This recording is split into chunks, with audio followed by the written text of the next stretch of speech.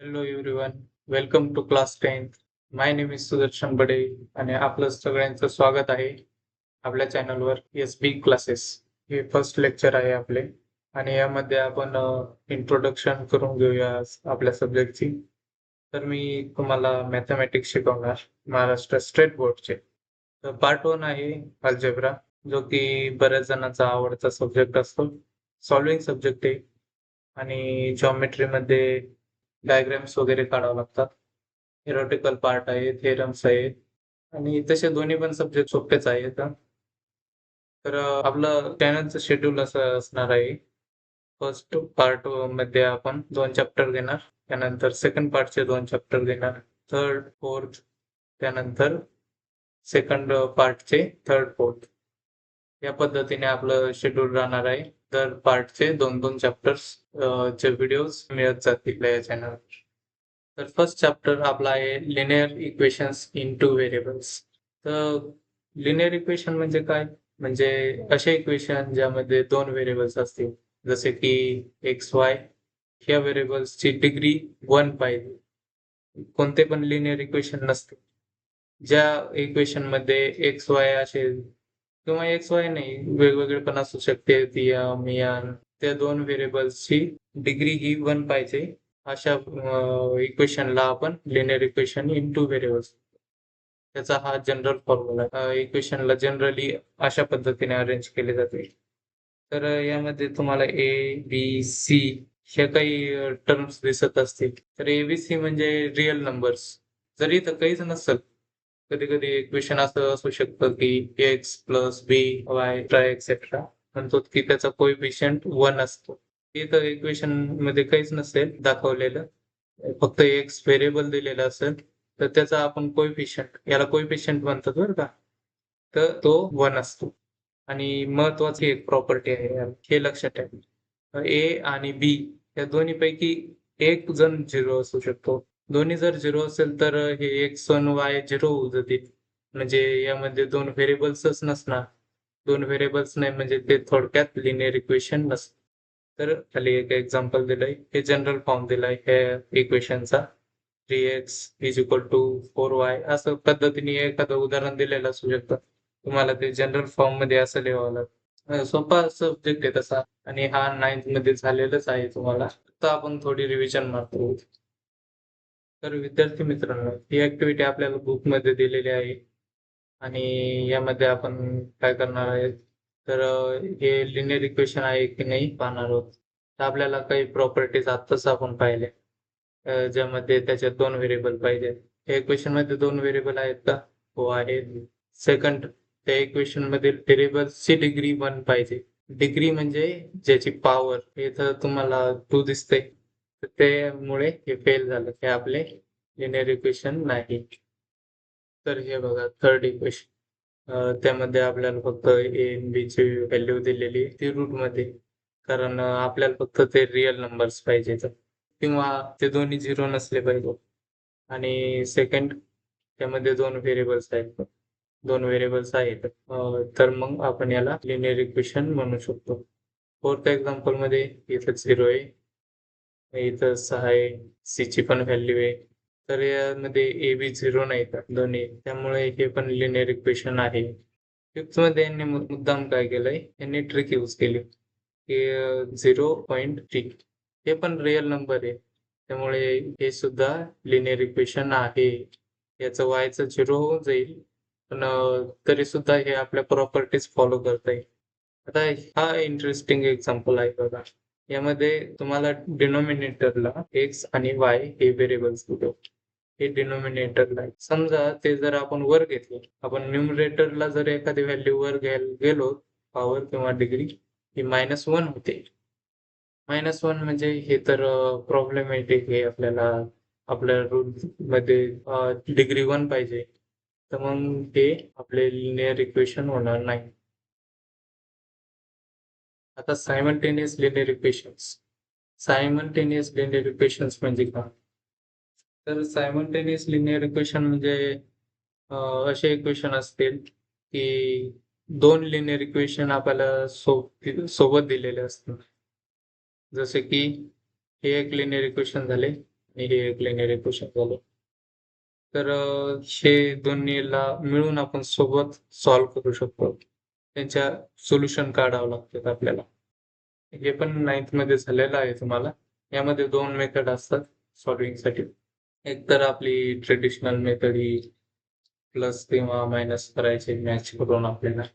या दोन्हीपैकी जे सोपं वाटेल आपल्याला मॅच करायला, त्याने मॅच करायचे हे दोन्हीपैकी एक टर्म आपण कॅन्सल आउट करून ट्राय करतो सबट्रॅक्शन किंवा ॲडिशनने आणि त्यामधून आपल्याला ची व्हॅल्यू किंवा ची व्हॅल्यू मिळणार.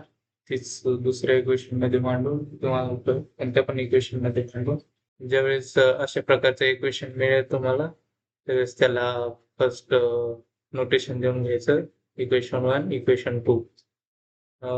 पण आपल्याला एक टर्म कोणती तरी सेम करून घ्यावं लागणार. जेणेकरून आपण त्यांना कॅन्सल आउट करून एकच व्हेरिएबल इक्वेशनमध्ये ठेवणार. तर आपण जर ह्या पूर्ण इक्वेशनला जर मल्टिप्लाय केले 3 ने तर आपण इझिली कॅन्सल आउट करू शकतो वायला. तर इथं आपण मल्टिप्लाय दोन्ही बाजूला करून घेतले आहे आणि त्यानंतर हे कॅन्सल आउट झाल्या दोन्ही टर्म्स. आपल्याकडे वाय राहिले, यांचं ॲडिशन झाले आणि हे पण कॅन्सल आउट केलं. 14 divide by 14 is equal to 1. ती वायची व्हॅल्यू आपण इक्वेशन 2 मध्ये मांडली. तुम्ही 1 मध्ये मांडली तरी काही प्रॉब्लेम येणार नाही. आन्सर सेम असेल. तर y इज इक्वल टू -1 असे आन्सर आले आणि हे अशा पद्धतीने लिहायचं. हे इन्स्ट्रक्शन लिहिणं खूप गरजेचं आहे. तुम्ही इन्स्ट्रक्शन जर नाही लिहिले तर सुद्धा मार्क कटतील. स्टेप्सला पण महत्त्व आहे आणि इन्स्ट्रक्शन पण लिहायच्या. थोडक्यात इन्स्ट्रक्शन खूप अवघड नाहीत.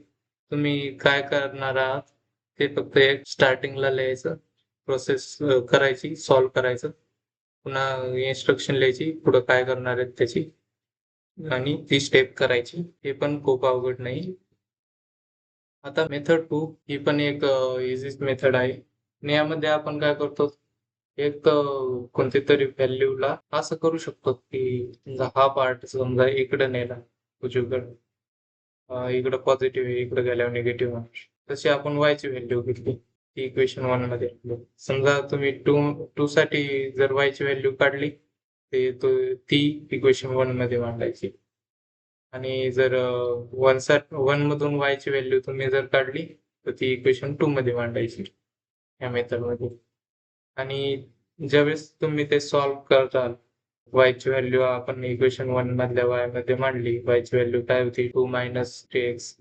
त्याच्या मल्टिप्लिकेशन नंतर आपल्याला हे मिळून जाईल -6 + 9x आणि याला सिम्प्लिफाय केल्यास नंतर आपल्याला पुन्हा आपण ते ॲडिशन मध्ये जसं केलं ना तसेच मिळून जाईल 14 जे एकमेकाला कॅन्सल आउट करून x ची व्हॅल्यू 1 देतील करून. तर ती x ची व्हॅल्यू 1 आपण इक्वेशन 2 मध्येच मांडली इथं. तुम्ही 1 मध्ये मांडू शकता. इथं इक्वेशन 2 मध्ये मांडायला थोडं सोपं आहे कारण आपल्याला सिंपल आहे सॉल्व्ह करण्यासाठी आणि सेमच आन्सर आले. तुम्हाला जी मेथड सोपी वाटेल त्या मेथडने तुम्ही सॉल्व्ह करू शकता. यामध्ये काही अडचण नाही तशी. आता ही एक्सरसाइज क्वेश्चन 1 खूप इझी आहे. तुम्ही स्वतः ट्राय करून सॉल्व्ह करू शकता. मी यामध्ये तुम्हाला क्वेश्चन 1, क्वेश्चन 6 आणि 7 सॉल्व्ह केलेले आहे. हे दर एक टाइपचे मी सॉल्व्ह करून दाखवलेले आहेत. बाकीचे तुम्हाला होमवर्क. ओके. क्वेश्चन 1 पण आपल्याला सिंपल आहे. यामध्ये तुम्ही म्हणताल XY तर नाही हे तर लिनिअर इक्वेशनच नाही होणार. तसं नाही. आपण पाहिलं की व्हेरिएबल म्हणून बाकीचे पण लेटर्स यूज केले जातात. तर मग इथे A-B यूज केले आहे. A आणि B हे व्हेरिएबल दिलेले आहेत. इथं तुम्ही समजताल XY नाही किंवा व्हेरिएबल्स वेगळे तर हे लिनिअर इक्वेशन आहे का नाही? तर हे दोन्ही लिनिअर इक्वेशन आहेत. आणि तुम्हाला सांगितल्याप्रमाणे फर्स्ट स्टेपमध्ये आपल्याला काय करून घ्यायचंय त्यांना नंबरिंग देऊन ठेवायची इक्वेशन 1, इक्वेशन 2 आणि यामध्ये तुम्हाला ऑलरेडीच सेम टर्म दिसून येतो. म्हणजे हे तर खूप सोपं झालं. तुम्हाला मल्टिप्लिकेशन वाली स्टेप करायची गरजच नाही. डायरेक्ट सबट्रॅक्शन यूज करायची. सबट्रॅक्शन केल्यामुळे हे दोन्ही टर्म्स कट होऊन जातील. इक्वेशन मध्ये याची व्हॅल्यू आपण 2 आली. ती 2 आपण इक्वेशन 2 मध्ये मांडली आणि इक्वेशन 2 सॉल्व्ह केल्याच्या नंतर आपल्याला व्हॅल्यू बी पण मिळून जाते. लास्टला ही लाईन लिहिणे खूप इम्पॉर्टंट आहे सोल्युशन. किंवा तुम्ही बॉक्समध्ये पण असं बॉक्स करून लिहू शकता की टाइम कमी असेल तर तिथं पुन्हा ओळ लिहिणं गरजेचे आहे. त्यानंतर क्वेश्चन 6 यामध्ये तुम्हाला 3 कॉमन दिसते इक्वेशन 1. तर सिम्पली काय करायचं 3 ने मल्टिप्लाय करून घ्यायचं इक्वेशन 1 ला आणि इथं पण 4 कॉमन दिसते आपल्याला. तर इक्वेशन 2 ला 4 ने मल्टिप्लाय केल्याने बोथ साइड्सला काय होणार? ते याला 4 ने मल्टिप्लाय होणार, याला 4 कॅन्सल होऊन जाणार. तर आपल्याकडं काय इक्वेशन होते? फर्स्ट त्यांना जे इक्वेशन तयार होतील आपले कॅल्क्युलेशन नंतर त्यांना आपण पुन्हा नंबरिंग द्यायची. हे विसरता कामा नये. कारण आपल्याला दरवेळेस इन्स्ट्रक्शनमध्ये मेन्शन करावं लागतं कशावर काय प्रोसेस केली गेली आहे. तर ज्यावेळेस आपल्याला इक्वेशन्स मिळाली त्यावेळेस आपल्याला काहीतरी सिमिलर करावं लागणार. तर हे सिमिलर करण्यासाठी पुन्हा इक्वेशन 4ला 3 ने मल्टिप्लाय केले आहे. जेणेकरून आपले y टर्म ही सिमिलर होईल आणि सबट्रॅक्शन यूज करून आपण y कॅन्सल करून टाकू. y कॅन्सल झाल्यानंतर आपले उरले तर ते 20 एकमेकांना कॅन्सल आउट करून टाकतील. x ची व्हॅल्यू त्याला 1 मिळून जाईल. ती व्हॅल्यू इक्वेशन 3 मध्ये मांडली कारण x सिंपल आहे. आपल्याला डायरेक्ट त्यामध्ये व्हॅल्यू मांडून सॉल्व्ह करणं सोपं जाईल. तर इक्वेशन मध्ये 1 व्हॅल्यू मांडली ती राईट साइडला गेल्यानंतर मायनस आली आणि अशा पद्धतीने इथे आपल्याला y ची व्हॅल्यू मिळून गेली. तर सोल्युशन सेंटेन्स मध्ये लिहून घ्यायचे, त्याला आळस करायचा नाही.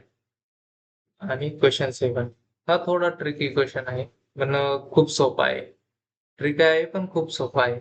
मोठाले नंबर म्हणताना खूप खूप कॅल्क्युलेशन करावे लागतील. हे कॅन्सल आउट करता येतात आपल्याला. त्यामधील फक्त ह्या टाईपच्या एक्झाम्पलसाठी थोडी पद्धतीमध्ये चेंज होतो आपल्या. तर पद्धतीमध्ये खूपसा चेंज नाही येत असं म्हणायला गेलं तर.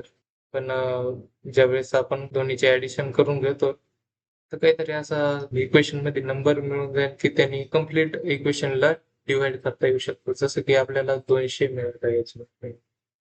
एकदा ॲडिशन करून घ्यायची आणि एकदा सबट्रॅक्शन केली. एकदा ॲडिशन केली, एकदा सबट्रॅक्शन केली. तर आपल्याला नवीन 2 इक्वेशन मिळतील. त्यांना नोटेशन देऊन ठेवायचं इक्वेशन 3 आणि 4 आणि यांच्यावर जी महत्त्वाची नॉर्मल मेथड आहे ना, ती यूज करायची. ह्याच्यात ऑलरेडी हे y कॅन्सल आउट होऊ शकतंय. तर आपण सिंपल त्यांची ॲडिशन केली आहे. ॲडिशनमधून हे y कॅन्सल झाले आणि x ची व्हॅल्यू मिळून गेली आपल्याला. पाहताना वाटलं किती मोठं कॅल्क्युलेशन केलं तिथून. अशा पद्धतीने y ची किंमत मिळेल. तर x ची व्हॅल्यू आपण इक्वेशनमध्ये मांडली, इक्वेशन 3 मध्ये आणि सॉल्व्ह केल्यानंतर y ची पण व्हॅल्यू मिळाली. तर आजच्या लेक्चरमध्ये एवढंच. नेक्स्ट लेक्चरमध्ये आपण पाहणार आहोत ग्राफिकल मेथड. ती पण खूप इझी आहे आणि त्यानंतर ग्रॅमर्स. तर हे 3 लेक्चर स्टार्टिंगचे बेसिकच आहेत. त्यामध्ये फारसं अवघड असं काही नाही. तुम्ही एक्झाम्पल सॉल्व्ह करा. मॅथेमॅटिक्समध्ये एक्झाम्पल सॉल्व्ह करणं खूप महत्त्वाचं आहे. आणि व्हिडिओ आवडला असेल तर सबस्क्राईब करा आणि आपल्या या सिरीजला फॉलो नक्की करा. तुम्हाला बऱ्याच गोष्टी शिकायला मिळतील. Thank you.